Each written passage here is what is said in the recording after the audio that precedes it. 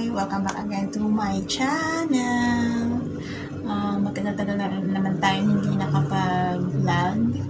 So, dahil wala lang, bakit ba ako hindi nakakapag-vlog parati? Laging busy sa trabaho. So, ngayon nga, nag-get ready ako, nag-impake ako para sa aming biyahe na naman papunta ng Bacolod, Negros Occidental. Doon yung aming biyahe na naman.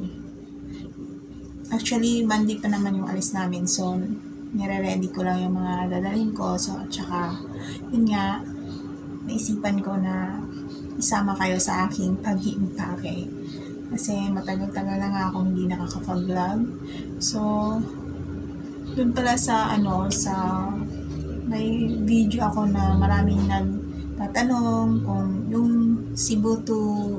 Iloilo to Cebu naming travel.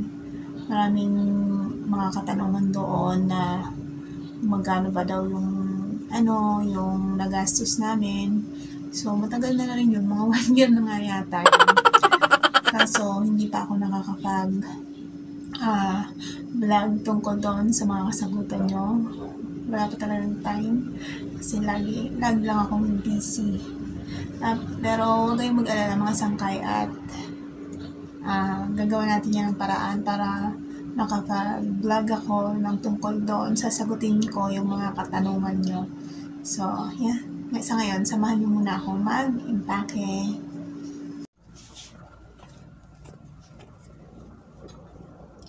Actually, pang 1 linggo lang naman tong ko. 1 linggo or 5 days yung i-impake kong mga gamit. Mga damit ay.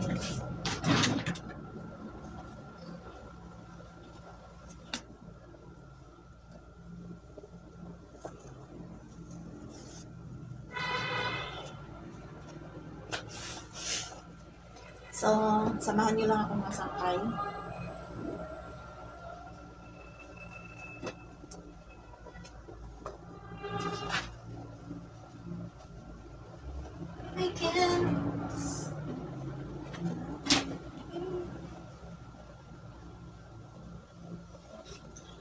Yung mga ini-impake ko lang naman is yung uniform ko, tapos yung pangtulog, kasi nga yun lang naman yung kailangan talaga.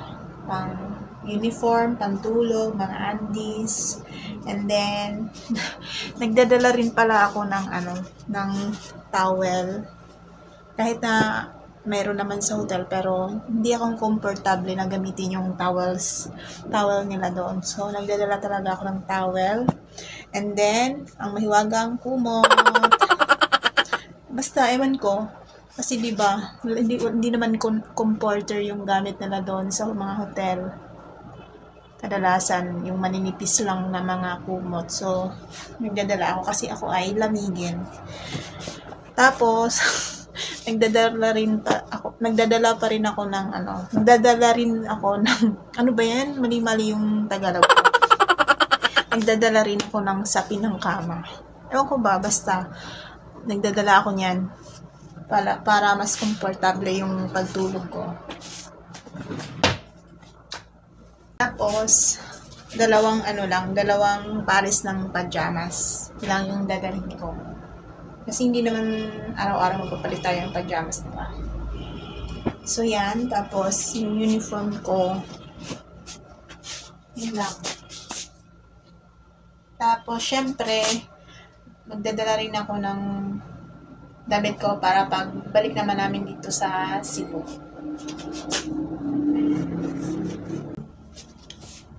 Hindi naman, lang to, maliit na luggage lang yung dala ko. Actually, yun yung dinadala ko lagi pag nagta-travel kami, nagbabiyahe, or kahit na pag umuwi ako ng Manila, yun din yung dala-dala kong luggage.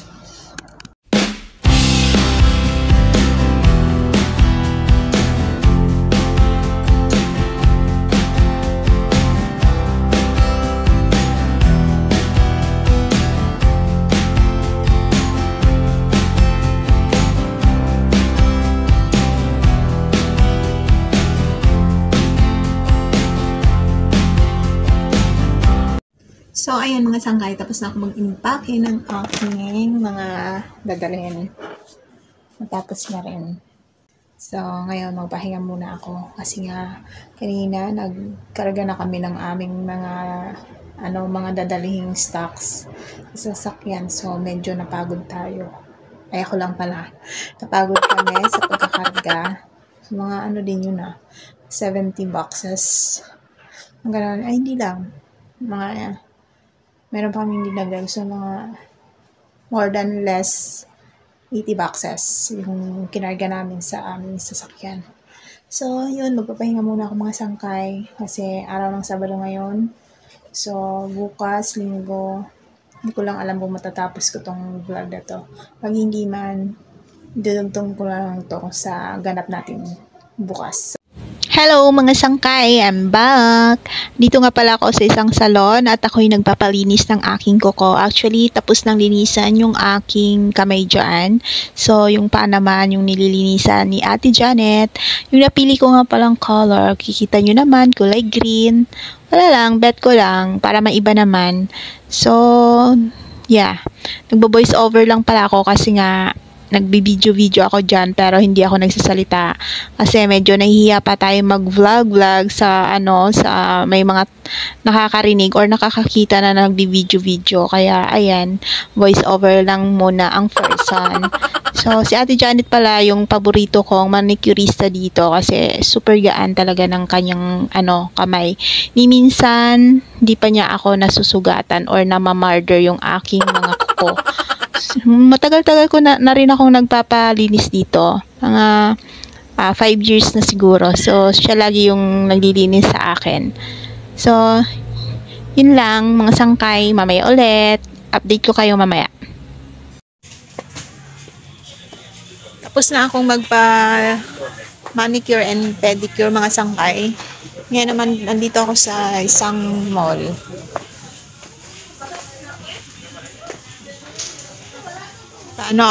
Nag-load ako. Kasi naubos na yung ating negosyong load.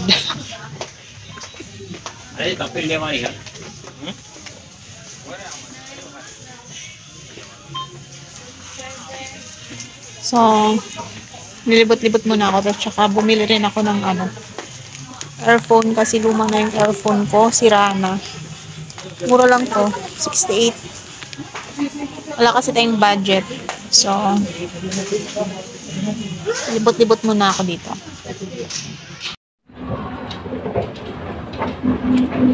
Dito pa rin ako sa mall, mga sangkay. Libot-libot.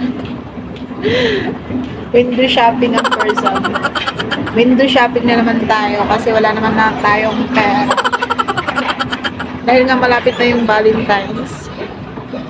Marami na silang dekorasyon.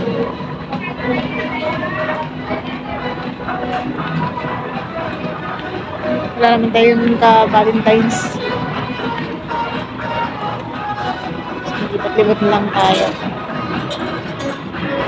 Window shopping. Nakakahiya naman mag-vlog. Pero sige, paninindigan natin.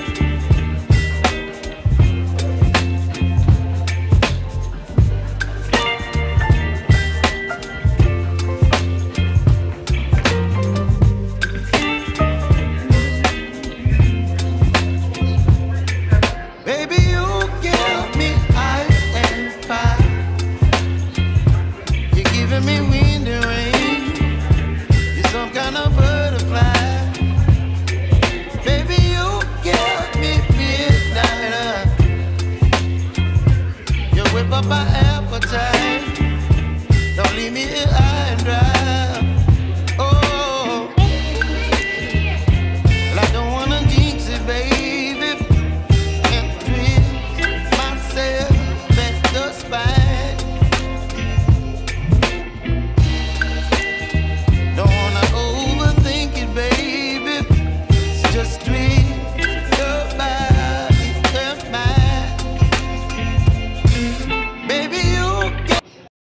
hours later. So, ayan. Tapos na ako magsimba, mga sangkay. Actually, katatapos lang ng misa.